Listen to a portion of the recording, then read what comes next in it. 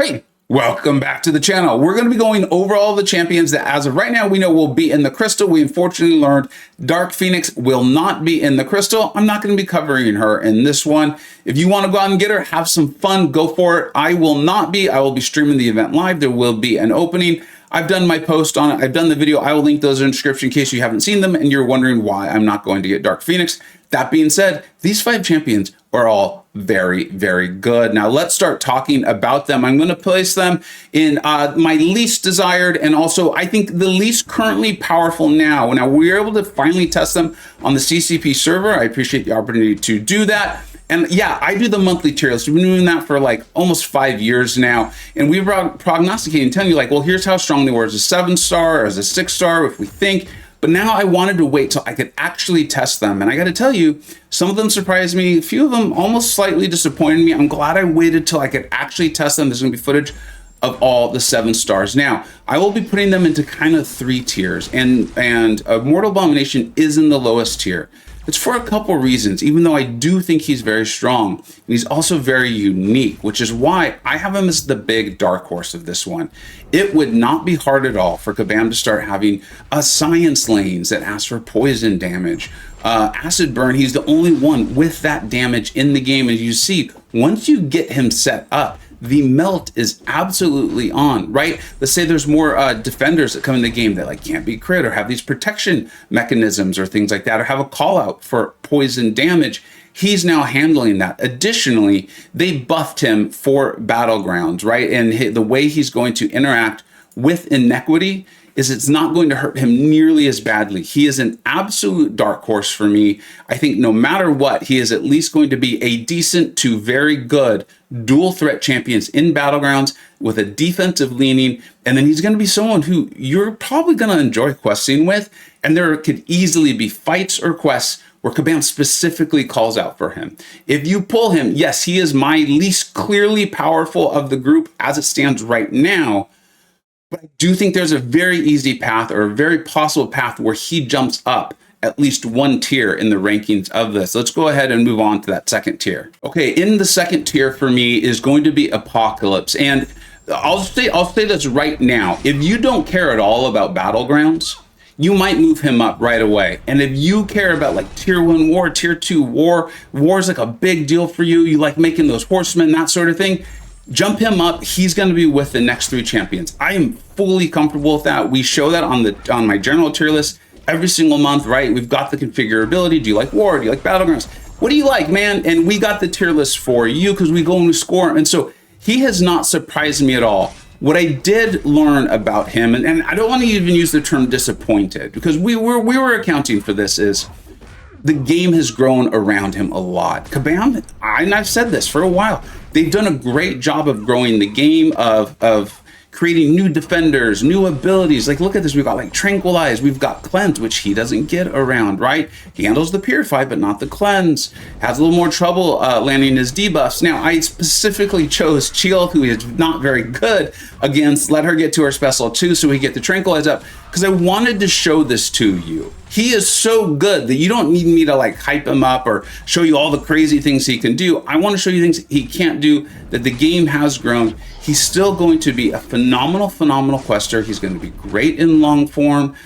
You know, we just did the Grandmaster's Gauntlet. For those of you who weren't around when Grandmaster's Gauntlet first came out, I jokingly called about, like me and a lot of the guys in Illuminati and a lot of our friends, like we were calling it Apocalypse's Playground. Like so many of us used him there, but the game has grown, right? And we had to use 7 stars with this latest iteration of it. And so we used our onslaughts and he did phenomenally. Now, Apocalypse can shut off evade, right? You can see him handling the rock stacks of Korg here because, watch, we're going to be able to parry. Well, not yet. But for those of you who aren't familiar with him, we're going to be able to parry and we're going to be A-okay. If Korg tries to, no, he shuts off their ability accuracy. Sorry, I wanted to remember how he does it. He doesn't replace it like a white Magneto. But you can see the effect is still there, which is allowing us to not have to use our medium. So he was like, in my memory, the first one that could really get around those like purifies of the skill class. And then once you get him set up, he's doing tremendous damage. Additionally, he's got the whole genetic code ability, right? And as you get to 4, you really get things cooking, and you can do that now immediately. It used to just be Cable, and Cable was really good and very relevant at the time, not so much anymore. But the other 2 champions are Deadpool, X-Force, and Mr. Sinister. And Mr. Sinister really benefits from that synergy too. So if you enjoy questing with those champions, this is another champion in Apocalypse who's going to be great for your team, going to be great for your account. And like I said, if War is your deal, I think you move him up with these other champions, maybe even higher than one of them. We'll talk about that when we get to it, and of course when we conclude the video. Now, I know some of you literally just threw up in your mouth, and I wish that hadn't happened. I don't like that for you, but I'm okay with that. And as I said, these are tiers, and we've now reached that top tier for me. Every single one of these champions in my general tier list is now in the top tier. And not just when we would do generals if they were only by 6 stars, because they're now available as 7 stars, or they will be here in a few days. This for me is completely down to what do you want? And I'll talk about it for those of you who maybe aren't as familiar with them, or as I said, I did the tiebreakers based on me, okay? Now, I am not a good Tiger player. I kind of know how to take like Thing, and you can see I kind of know how to take Gallon here. Also, here's the other thing is look, if I'm splitting hairs here, I know not the vast majority of us aren't going to be going and getting the final milestones of this event. Now, I don't know where Kabam's putting all the milestones and all the rewards. We don't know how that's structured, but I can't imagine they're going to give us 206 stones really early on. There's just not. But you might get a crystal early on, and you might pull Tigra. I think she is worthy of your generic 6 stones if you like her. If you look at this, she just prevents buffs from ever occurring. Her neutralizes 100%, and it's on every single hit. You can see why she is so outrageously powerful. The other thing with her is she's an absolute nuke, and not just in Battlegrounds. This goes in War, this is in Questing. You saw the incredible damage. A big part of that is having her at SIG 200, which is why I'm bringing up to 6 zones. That was 37 seconds against a rank 3 equivalent Battlegrounds, Questing size Gallon. Same thing here against Medusa. Now, you're also going to see, I don't know the spacing on the, I think it's the Heavy or the SP1. I'm going to mess with one of them up here, and Medusa doesn't punish me. And I left it in to show. That's the kind of thing that you need to go over with. I'm not going to get into the whole semantics debate. Is she a high skill champ? Who cares? I mean, it's fun to talk about like in a bar or on a YouTube video, but this one's about ranking these champions, helping you know what you got.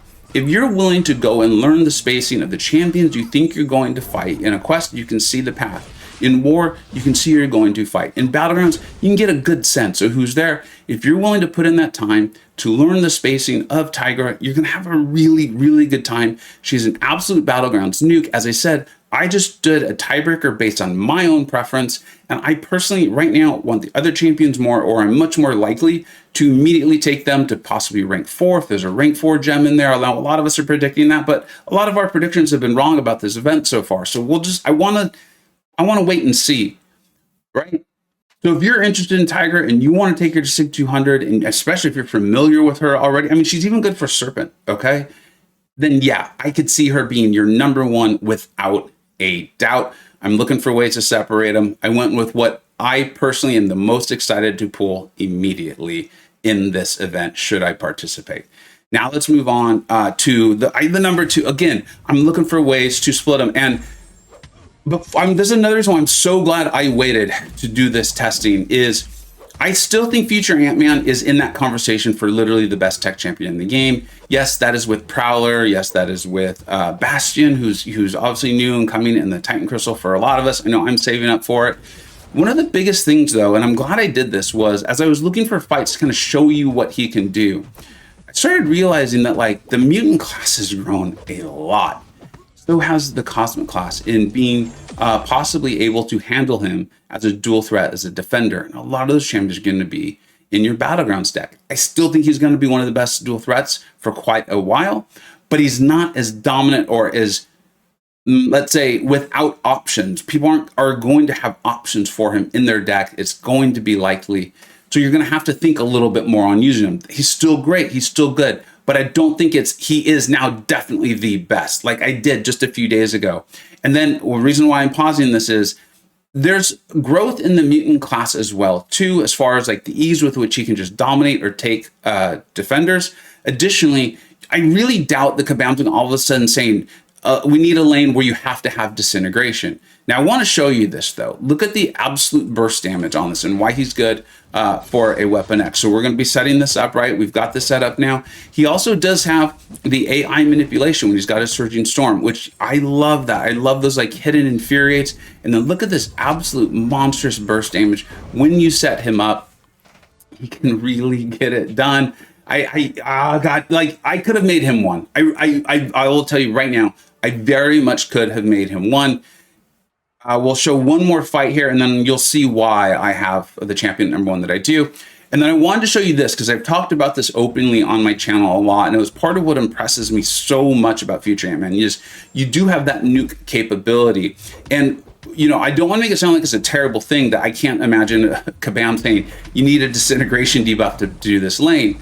And what that means is he's very rarely a hard counter to the defenders. And as Kabam keeps putting out more defenders that require hard counters, does that leave him in no man's land? And that's my concern about him. That's not happening now, so don't worry. But again, I'm trying to find differences between these champions and why I'm a little more interested in Fury at the second, okay? The other thing is, Future Ant-Man can be played, and you're seeing me do it right now in a way where the opponent literally never throws a special. I've talked about this a lot on my channel about how I actually enjoyed the Dimensional Beans run of the Karina's challenge in Necropolis, and I used my 6-star Future Ant-Man. He was actually fun to use. I just prevented the defender from ever throwing the specials. I was getting those fights down in between 1 and 3 revives with him. He was absolutely phenomenal for it. And so this sort of thing, like, come on, if they bring EOP questing content back or something like that, which I hope they do because it was so much fun, you gotta say like, hey, look, that looks like someone, if there's a brutally hard fight, this might be like the best option because there's just so few champions like that in the game. I think he's going to be a very good dual threat champion in Battlegrounds. He's going to be very usable in War. And of course, look, you saw that. That's obviously going to be good in questing. Now, you know, in my Discord server, on my streams lately, like we've had some fun talking about, and I'm just going to play this while we go about, did you forget about Dre? Did you forget about Dre? I think we forgot about Fear. At least I think I did a little bit, okay? He's not in Battlegrounds decks quite as much anymore. He's still very prevalent. But there's been mutants who can handle him. There's obviously Penny Parker, but Gallon's now coming. So I don't know how many pennies we're going to see. And the Cosmic class has grown. What I want to show you is this. He's immediately going to go back to being one of the best dual threats in Battlegrounds. And almost no matter the meta, he's going to be one of the better defenders because he's got the whole second life. And if you make even a single mistake and he ends a combo in a light, you are dead. Okay? But look at this. I think it was very easy to forget about how insane he is on offense as well. Maybe not often quick enough for Battlegrounds, but there's a lot more to the game than Battlegrounds. I never went to my second life in that fight. I never went to. I purposely didn't. And that was against Void, so it's class advantage. I just ended combos in light through SB1s 41 seconds. And I want to show you something. And I just did it again. This is why I'm so glad I waited to make this video until I could actually test these champions. This blew my mind. This is the bigger Void. What did he have, like 500,000 health pool? If I'm way off, I'll write a note. I think it was about 500,000. And I wanted to see how long it would take after we get to hit our second. So I purposely let him send me a second life. Watch the ridiculousness of this. You just watch this. Remember how big this health pool was. We spent probably the first like 15 seconds, maybe 10, letting Void just absolutely destroy us. We got pushed to our second life. This is a Sig 1 Nick Fury. So the second life went down very, very fast. Watch how long this fight took. Remember, this is the bigger health pool, Void. And Void has a very big health pool. Look at the time on this. 36 seconds. It was actually faster than the other one. That gives you a clue of how dominant Fury is in his second life. Now, I realize you got to play it for about 30% health, but look at those results. If you're doing questing, you're doing war, and you've got that as your insurance policy, my good God. And remember, at that point in the second life, he is so much more easily handling evade and miss. And then I want to show you this because I think we just forget about what he can do, why he's so ridiculous, why we refer to him as OP and broken, and all the terms. Is when he gets a non-damaging debuff on him, all we gotta do is land a heavy. Look at this, watch. And they're gone. And they're gone. And I believe that I think it's when he gets over 10 tactical charges, even damaging debuffs get removed as well. When you do that same exact thing, he does not have, and I'm just going to let this play now and kind of talk about them all and kind of my thoughts on it. Just remember, all of these champions are very, very good. They are all very, very good. Can be helpful to your account. A lot of it's going to depend on what your account needed, how large your account is, and where Kabam takes the game in the future. I do think Mortal Abomination is basically the dark horse. I could see a path for him. I don't see him ever jumping up into this tier, but jumping up into that second tier. If Battlegrounds is not your thing, I think APOC jumps up because he's still that good. There's just a lot of options in Mutant to do similar things to what he could do. Part of why he was so valuable is because he could do so many things in one kit. And it's kind of that Venn diagram that we talk about a lot on this channel. And then we've got Tigra, who, if you enjoy her and Battlegrounds is your thing, and War is your thing, and Questing is your thing, and Big Nuking is your thing, and you don't mind putting in the SIG 200, she could easily be the #1 champion in this, okay? Future Ant-Man, it's not that the game has passed him by. I still think he's extremely, extremely relevant. It's that I don't think he hard counters any of the newer, tougher defenders that in this game often ask for you to have a hard counter and also the skills to get around them. That being said, he's that good of a generalist where it might not matter at all, and he's definitely going to be a defensive threat in Battlegrounds should you be able to get him Awakened and at a decent SIG. Awakened, I think, just one is where he gets the turn off of huge burst damage and he gets the heal back. And then Nick Fury, he's been around so long and he has so much just dominant broken power that I'm really like, I don't know how Kabam ever does just say no to him. They're obviously asking for more and more combo sort of things in the skill class, but that's just one of the asks of the skill class. It's not that they're saying all skill champions need to have that. And if you enjoy Battlegrounds, as long as you get them Awakened, the higher the SIG, the better, because that second life will take longer to come down. The better off you'll be. A phenomenal quester, and I didn't even show his synergies or things like that. As usual, though, let me know what we think we got right. Let me know what we think we got wrong. And if you do decide to participate in the event, best of luck to you. I hope you pull exactly who you're hoping for. Thank you so much for watching. Take care.